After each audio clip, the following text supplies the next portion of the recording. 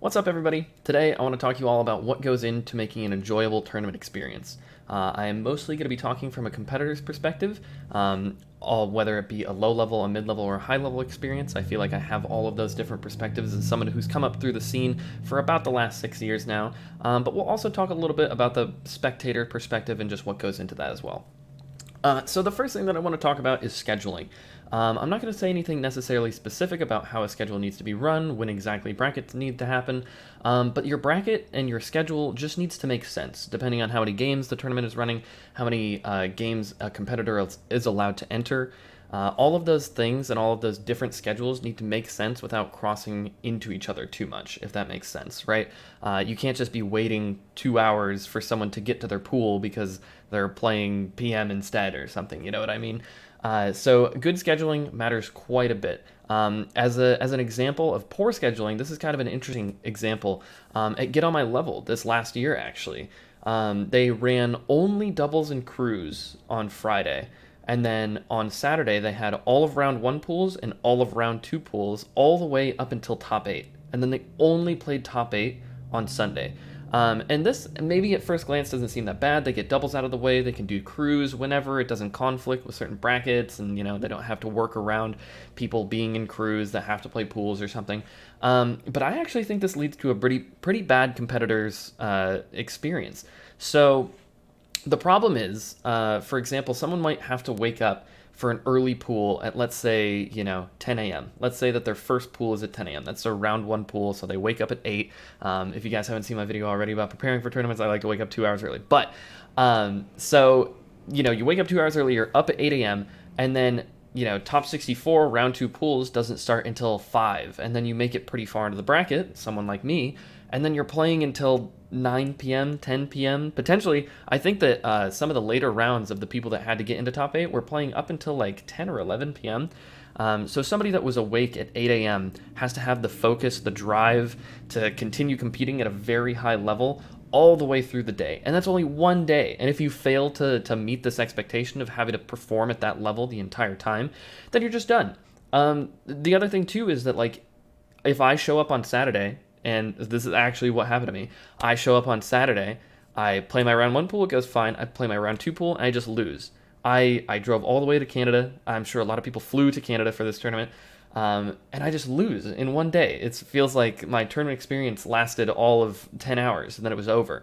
Having round one pools mixed with doubles on day one and potentially finishing doubles on day one, I think is a lot cleaner.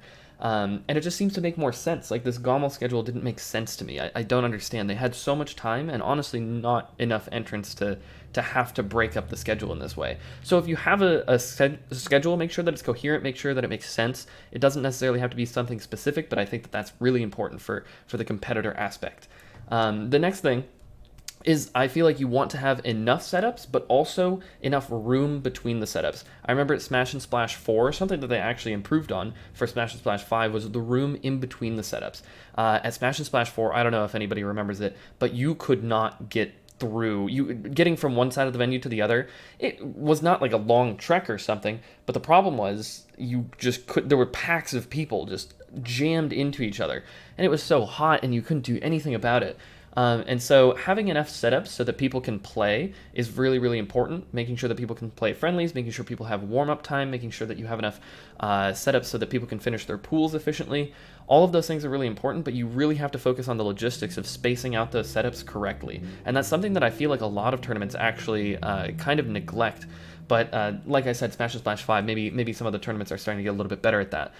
The other thing, too, is that I think that every tournament should have dedicated friendlies areas. This needs to be clearly marked. It needs to be that this is the friendlies station. This is something that I don't think that Smash and Splash 5 actually did. They kind of just said that, like, the back 2 rows were kind of meant for friendlies, but then there were definitely tournament sets being played there. There were definitely ladder matches kind of being thrown around on a bunch of different setups. And so I just feel like having a dedicated friendlies area, which is something that GOML had, is just fantastic. I think it provides newer players with a sense of like, okay, well, I don't have to walk up to this random setup and like hope that it's not tournament.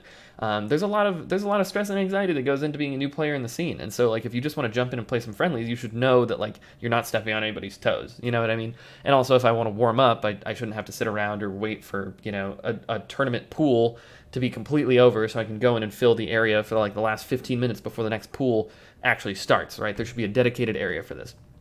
The next thing that I don't think that majors actually have a problem with is high-level competition and good seating. So some tournaments have a little bit of questionable seating. Usually it depends on like high-level individuals of like Leffen getting seated like 2 spots below somebody else based on like previous history, blah, blah, blah, blah. But honestly, for the most part, they have pretty good seating. And they actually have a lot of hardworking people that know a lot about the Melee scene that do that. But having high-level competition and bringing high-level competition into your tournament is extremely important, not only for the high-level players to be enticed to play against the other high-level players, but for lower-level players to also get that experience that they might otherwise not have in their local scenes, right? I know for a lot of people in Michigan, we'd run even like larger regional events. If we could get people out from Ohio, like Dreffen or Hanky Panky, and then also get people from Canada, like Ryan Ford and Nunn, if we could get those people out, it's like, look at this high-level experience. It's so cool for a new player to meet Nunn and play against him for once, you know what I mean? So getting high-level competition to your tournament is really, really important, not only for the high-level people, but also for the low-level people. The next thing that I wrote here is that you want to have a good experience or even multiple tournament sets for the lower people, the lower-level people in bracket who do slightly worse, right? You don't want to have it be that someone comes to your tournament, they fly out there, spend $1,000, they go 0-2, and then they go home. This should not be the experience of anybody. And this is one of the key points that Smash and Splash was trying to actually solve by doing the waterfall, what was it called, Swiss bracket. There were a few problems with the waterfall Swiss bracket, and they've said that they're going to do just double a limb at the next one, but it did probably provide a slightly better experience for the people that went 0-2. Having a ladder, which is something that Don't Park on the Grass did amazingly. Not only did they have a separate area for this, but they also had a separate room, and the logistics behind it were perfect. They had it all set up on Smash EG. You got a cup, you put it on the TV. Everybody who was playing ladder knew that you were playing ladder. It was in a totally separate area. And there was also incentive to play. You ranked up, and there was also, you could get back into the bracket if you had already been knocked out, if you were at the top of the ladder by the time the day finished, I think. So that was just fantastic to me. I thought that was really, really good. And like low-level players can play important sets without having to spend $100 on money matches or like do better and better in the bracket, while having a ton of fun playing a lot. So I think that was really, really good. I think a lot of tournaments should take initiative from Don't Park on the Grass and start implementing that sort of ladder system, but also make sure that you separate it from the rest of the tournament, just so nobody gets confused. The next thing here that's pretty controversial is a dedicated VIP area. I know a lot of people get frustrated because they think that high-level players will just sit in the VIP area, never come out, never meet the fans. Like, people subscribe to these people. I have a lot of subscribers that I love meeting, and I specifically don't hang out in the VIP area because part of what I love about Melee is just meeting the community, meeting all the people that have like financially supported me, and also just supported me with all of their well wishes throughout like my entire career. People that have been with me, watching my stream since I had 2 viewers. Meeting those types of people is just invigorating for me. But for some people, if you're a Mango, if you're a super celebrity like Leffen or something, you can get very emotionally exhausted very quickly by having to interact with all of these people, taking a million pictures, signing a million autographs. And like a lot of these people aren't like people that have supported you the entire time. They're kind of just people that want a picture, and like they will almost always oblige. They're very, very nice people. But having a dedicated VIP area makes sure that they're not just emotionally exhausted the entire time. Because you have to think about it. If you're a low-level player, you go, 0-2, 1-2, 2-2, 3-2, whatever, at your national, and you've played quite a bit, and I bet a lot of people feel exhausted even after that. It's very mentally draining to play tournament Melee. Imagine being Leffen, who plays doubles, who plays singles, pools round 1, who's potentially in another event. Maybe some of them are commentating as well, and then they also have to meet fans, and they also have to warm up and stay ready for their next bracket, and then they have to play day 2, so they have to get enough sleep, and they have to eat well, so they, like, there's a million things and a million reasons why VIP areas are like so important. And a lot of people will say this is like top player privilege, but the way I like to think about it is like it's not necessarily, it's like an earned privilege, right? this is a privilege that they've like worked their entire careers for, to just get a little peace of mind where they can go back, listen to some music, maybe have some high level warm up that they're going to need for when they have to play top eight. This is something that those players have earned. It's something that they deserve, and I like seeing VIP areas at certain tournaments, even when I was a low level player. The other thing, and this is I bring this up again, I keep mentioning Smash and Splash and GOML and all these tournaments because they're kind of the ones that happened the most recently, so they're still fresh in my mind. But you have to have enough staff to run the event on time. This kind of goes hand in hand with the scheduling, right? If your scheduling is good, that's fantastic. But if you can't stick to your schedule, then it means nothing. So something that happened at Smash and Splash, and I really don't mean to shit on the tournament because I really think that a lot of people worked really, really hard, is that they really didn't have enough staff to run certain things. My pool captain didn't show up for like a half hour because I had to do certain things. And they ended up pushing their schedule back a full hour. I know that one of the Ultimate pools started at like 11 p.m. or something, which is just absolutely wild. And I think it was just like a staffing oversight, which just cannot happen at these national tournaments. You have a schedule to stick to. People are going to show up at their pools at a specific time written on the schedule. They're not going to check out your Twitter. They're not going to just hear it from word of mouth or something. They're going to show up at 5 p.m. if the schedule says 5 p.m. And it turns out, like, if that's not the case, then they were actually supposed to show up at 6. People get a little bit upset. So make sure that you have enough staff to run your event. I think that's really, really important too.